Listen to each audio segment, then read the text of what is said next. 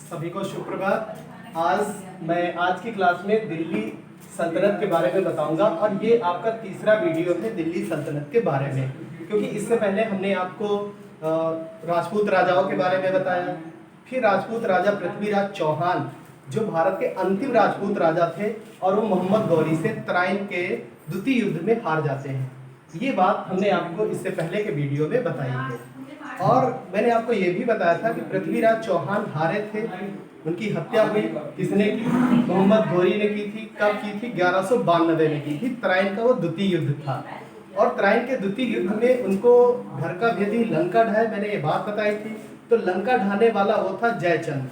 जयचंद ने ही मोहम्मद गौरी को भारत में बुलाया था कि आइए आप पृथ्वीराज चौहान पे दोबारा आक्रमण करिए। फिर क्या होता है कि मोहम्मद गौरी की लालसा होती है कि भारत के अधिकांश राज्यों को जीते। कन्नौज उस समय का सबसे सुप्रसिद्ध राज्य होता है और वहां का राजा होता है जयचंद। तो जयचंद को 1194 में मोहम्मद गौरी उनकी भी हत्या कर देता है, जो बहुत ही खास होते हैं, उनके मित्र होते हैं।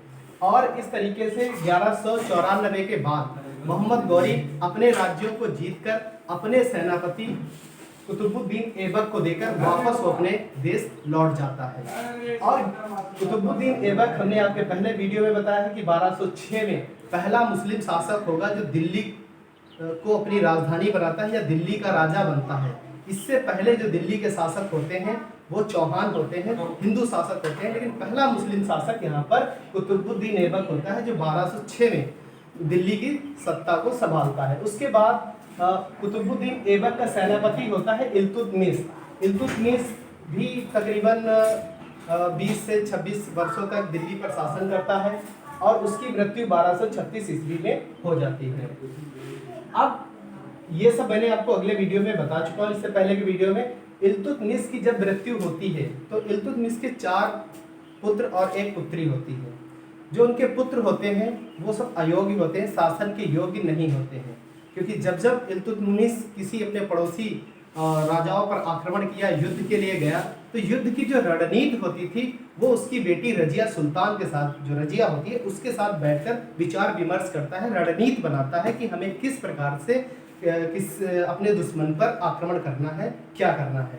तो रजिया का जो मन होता है, जो उसकी विचारधारा होती है, वो पिता से मिलती जुलती है और यही कारण होता है कि इल्तुतमिश जो 1236 में उसकी मृत्यु होगी तो उसके पुत्रों को राजा न बनाकर उसकी पुत्री रजिया को दिल्ली का सुल्तान बनाया जाता है।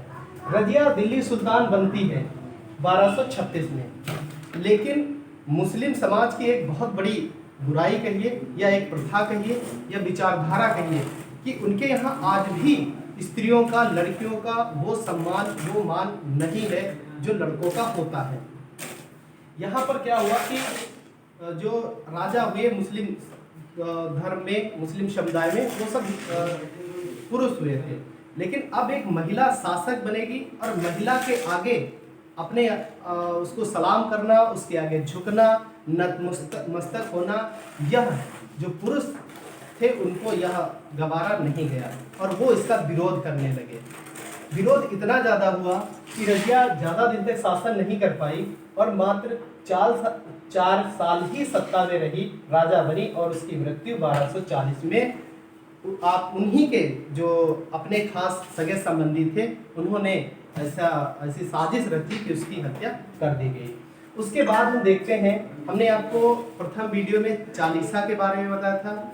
मुस्लिम वर्ग के कुलीन या उच्च जो मुस्लिम थे उनको चालीसा का एक संगठन बनाया गया था। चालीसा में 40 सदस्य होते थे जो राजा को विचार विमर्श या नीति निर्धारण के लिए रखते थे।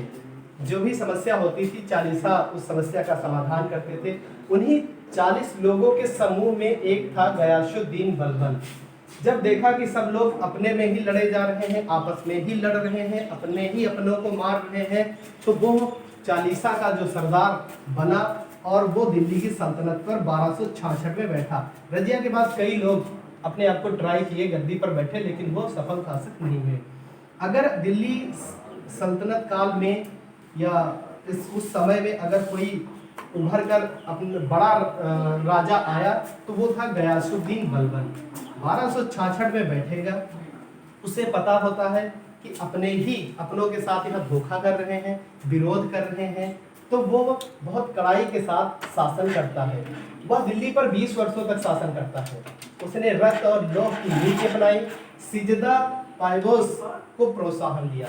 सिजदा क्या होता है? कुछ ऐसे कुलीन वर्ग के लोग थे, शासक थे, या उस राज्य के अन्य लोग थे जो मुस्लिम थे लेकिन उच्च पदों पर थे शासन व्यवस्था में, तो वो हमेशा अपने शासक का, अपने राजा का विरोध करने की उनकी एक आदत सी पड़ गई थी।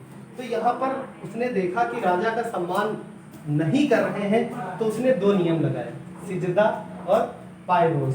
सिजदा में इसका सिर झुका के सलाम करना, ठीक है, और पायगोस में क्या होता था कि लेट के, लंबे लंबे लेट कर राजा के पैर चूमना। ये नीति उसने इसलिए अपनाई थी क्योंकि अपने ही अपनों के विरुद्ध थे। तो उसने साफ एक फरमान जारी कर दिया कि जो हमारे साम्राज्य और हमारे साथ है वो हमारे राज्य में अब रहेगा, और अगर हमारे प्रति उसकी थोड़ी सी भी घृणा है, वो हमसे रखता है, विद्रोह की भावना रखता है, तो इन नियमों का पालन वो नहीं करेगा और यहाँ से, हमारे राज्य से चला जाएगा। काफ़ी लोग इसका विरोध किए और काफ़ी लोग इसमें मारे भी गए, क्योंकि वह बलबन जो है अपने आप को अल्लाह का प्रतिनिधि मानता था, ईश्वर का उत्तराधिकारी अपने आप को समझता था। और 1286 ईस्वी में उसकी मृत्यु हो गई। अब यहाँ पर जब गुलाम वंश के शासक गयासुद्दीन बलबन की मृत्यु होती है, उसके बाद कुछ और अयोग्य राजा आएंगे, ज़्यादा दिन तक नहीं होंगे, फिर खिलजी वंश आएगा। खिलजी वंश, गुलाम के बाद खिलजी आता है। खिलजी वंश यह 1290 ईस्वी से 1320 ईस्वी तक दिल्ली पर शासन करते हैं। खिलजी वंश के संस्थापक जलालुद्दीन खिलजी होते हैं, जो 1290 में जब उनकी आयु 70 वर्ष होती है तब वो दिल्ली के सुल्तान बनते हैं। यानी कि 70 वर्ष की आयु में जलालुद्दीन खिलजी दिल्ली का शासक बनेगा।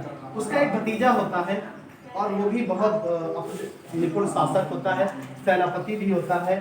वह अपने बूढ़े पिता को क्या करते हैं, चचा को क्या करता है कि वध कर देता है, उनको मार देता है। उसका नाम होता है अलाउद्दीन खिलजी। क्रूर होता है, इतिहास में उसकी क्रूरता बहुत प्रसिद्ध है, ठीक है। अपने ही चचा को वो 1296 में मार देता है, वध कर देता है अलाउद्दीन खिलजी। अलाउद्दीन खिलजी बड़ी वीरता के साथ भारत में अपना पैर पसारता है। वह राजस्थान, गुजरात, मालवा को जीत लेता है। और इतिहास में एक प्रसिद्ध घटना आपने सुनी भी होगी, एक मूवी भी आई थी, ठीक है, महारानी पद्मिनी के ऊपर, ठीक है। वो चित्तौड़ की एक राजा होते हैं और उन राजा की जो पत्नी होती है पद्मिनी, उनके सौंदर्य से, उनके रूप से बहुत ज़्यादा प्रभावित होता है और उसकी लालसा होती है कि मैं महारानी पद्मिनी को अपनी पटरानी बनाऊंगा। इस लालसा के कारण वह चित्तौड़ पे बार बार आक्रमण करता है। राजा जो होते हैं उनको बंदी भी बना लेता है। और इस तरीके से आपने और उसमें सुना होगा 2 नाम और बहुत फेमस हैं जो सेनापति होते हैं चित्तौड़ के। चलिए हम अभी आपको बताएंगे, कुछ याद नहीं आ रहा है। और यहाँ पर जो अलाउद्दीन खिलजी है उसने राजस्व निर्धारण यानी कि भूमि की गुणवत्ता के आधार पर मापने की जो विधि थी उसको अपनाया। अलाउद्दीन खिलजी ने जकात, जजिया नामक कर लगाए और जो वहाँ की जमीन थी उसका 50% जो उपज थी उस पर उसने कर लगाया। जितना होगा उसका 50% राजा का होगा, राजकोष में आपको जमा करना होगा। इसकी मृत्यु 1310 ईस्वी में होती है। किसकी मृत्यु? अलाउद्दीन खिलजी की मृत्यु जो होती है वो 1310 में होती है, ठीक है।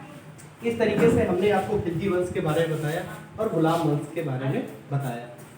ये नोट्स आप अपनी कॉपी पर लिखते रहेंगे क्योंकि माह के अंत में टेस्ट होगा, नोट्स लाना अनिवार्य है।